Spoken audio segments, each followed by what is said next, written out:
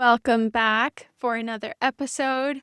In this episode, we are talking about the experience of session 3 of the Métier Council's Resilience Lab. In this session, we are doing a growth hack exercise. The first part requires you to refine who your target audience is and really develop your customer persona.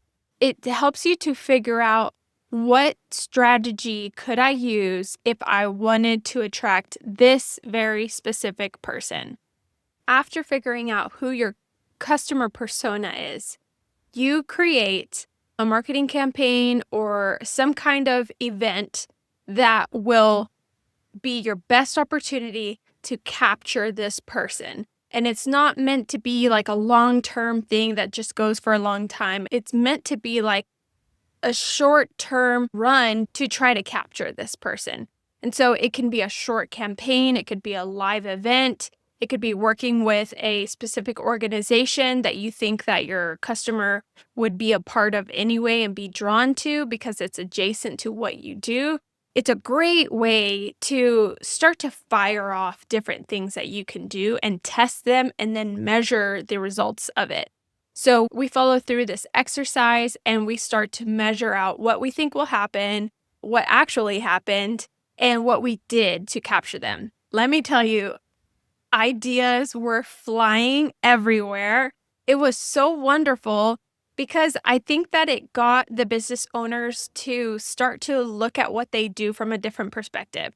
We spend so much time just thinking about our business from our point of view. And it can be very granular. It can be very like admin focused, and we get lost in our own sauce of things, if you will.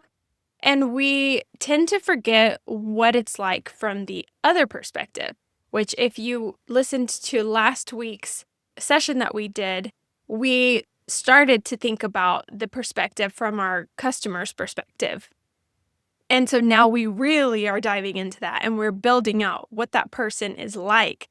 What are some of their challenges? What are some of their motivations? What are they dealing with? And when you do this with someone else who can hold space for you and someone else that even just the process of saying it out loud, writing it down and seeing it all come together and then being able to brainstorm like, am I narrowing in enough to where this could actually be somebody? Because in reality, we're so multifaceted as people, and what one person needs is different from what another person needs.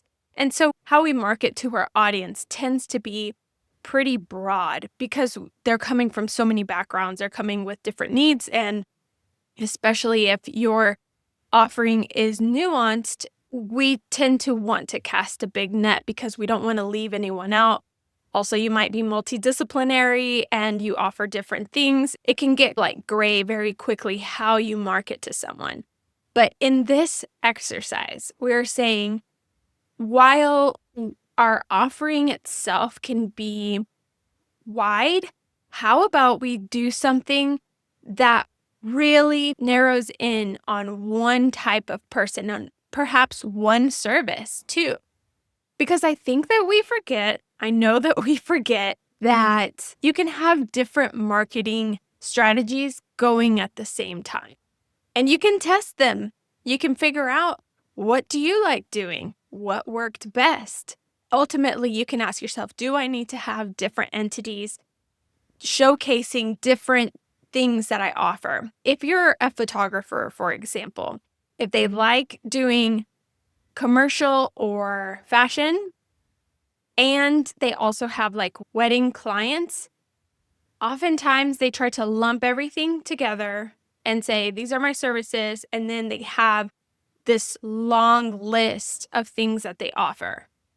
And while that's the truth, and while it's much easier on us as business owners to just have one entity and be looking over this one email and one contact list, in reality, the fashion clients that you're looking for don't care about the wedding clients, and the wedding clients don't care about the fashion clients. Even though you might be inspired by one or the other, even though there might be some bleeding between them, My point is, if you are trying to advertise broadly and you do both of these things, but you miss the opportunity to say, you can find me for wedding photography and this is how it looks. It's just so much clearer to a brand new client that you can offer this one thing.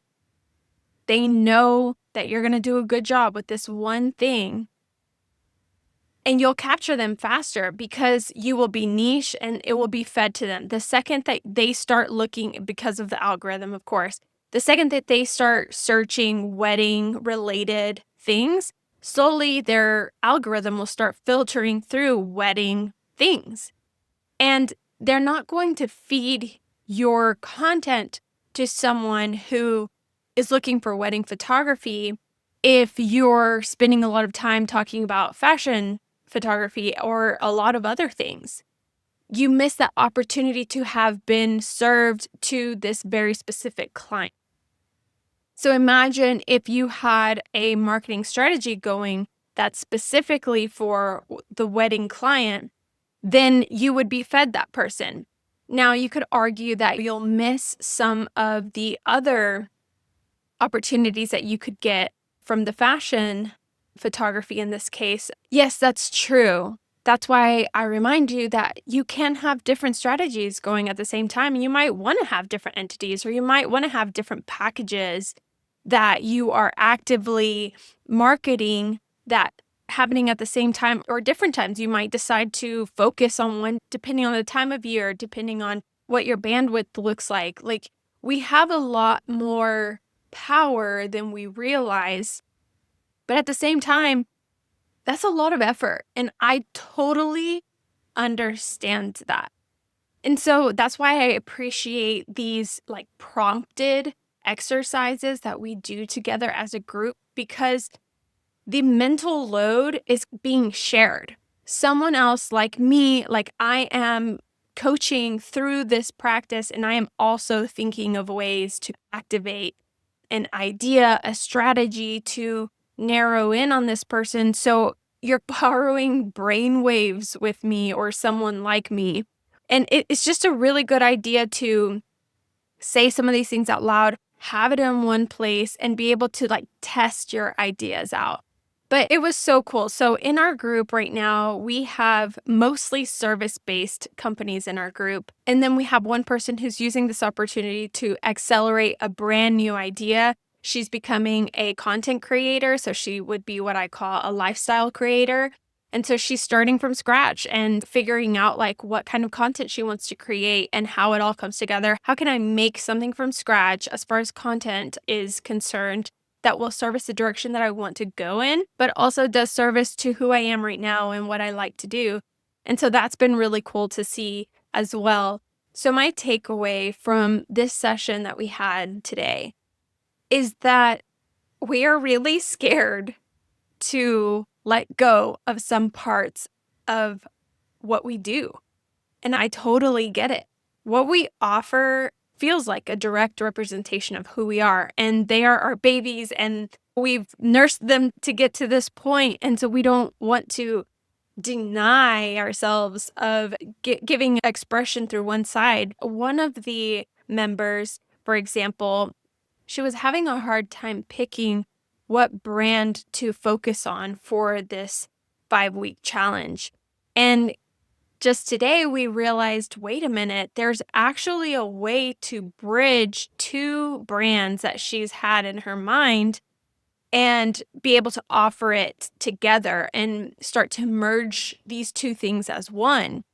And so in some ways, you're able to step outside of how you've been doing things and see things from a higher perspective where you're not in the weeds of things and more in like this creation space that's just a bit more playful, a bit more open.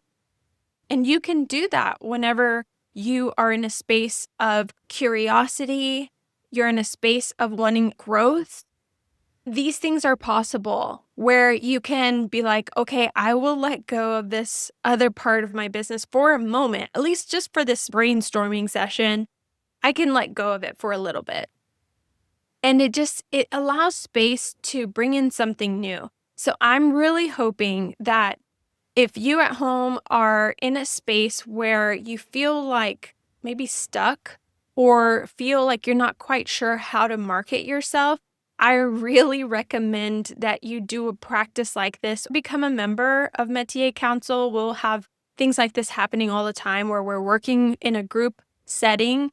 But I do recommend that you do some kind of exercise that just stops you in your tracks of your everyday motion of going through the business and be a creator again. Be curious again about how to communicate what it is that you're doing. And then also, if you've already been in a space like that, then start to write down ideas that you can do right now to really hone in on capturing your target audience. Think about where they are. Where do they spend their time? What do they care about? What are some things that they're motivated by or challenged by? And use those words that you write down as words that you use in your marketing campaign as you try to reach them. There's things that you can do to just stop and be your own consultant if you're not a part of a group like this. But please stay tuned to learn more about how this group ends up, what their results are like, because we're now just starting to implement some of the things that we've been talking about. Next week, we're going to be meeting with a very special guest, and we're going to be actualizing some marketing techniques and marketing strategies, especially when it comes to email marketing, which is its own beast in of itself. There's paid advertising, there's live strategies that you can use, and then there's email marketing. And with email marketing, it's that we'll have a better conversation about that next week, but it's really about having a story that you're slow dripping to your contact list. And so you have to find a way to grow your contact list. And in order to do that, you have to think about some way, some lead magnet, some method of capturing them. What would they want to be a part of in order to opt in to your newsletter and be receiving information that is even remotely pertinent to what they opted into in the first place? These are some of the things that we ended up with today. One of the members ended up conceiving an idea about a free event that would capture their target audience, very specific. We took some time figuring out exactly who we are reaching out to that would likely be a prospective client. And so we came up with an idea to have a live event and offer it to them in exchange for their email. Even seeing that come to life and it being a brand new strategy, I think it's going to be really cool because it's going to allow this member to be able to think of new ways to activate prospective clients. And especially in the service industry, it's hard because we don't really know how to capture nuanced clients. And depending on where you are, what you sell, it is very different. But I had a really good time watching these ideas come to life. And I am really excited to let you know how they end up doing and what we're working on next. So next week, we're going to talk about some of the common challenges or common fixes that we found with email marketing or any other marketing that pertains to where our members are taking their strategies. So stay tuned to learn more. I'm really happy that you're here. And if you want to learn more about Métier Council, you can look at the show notes or visit the website metiercouncil.com. All right, lovelies. Thank you for being here, and I will see you, if you're on YouTube, of course, or I will be speaking to you next week.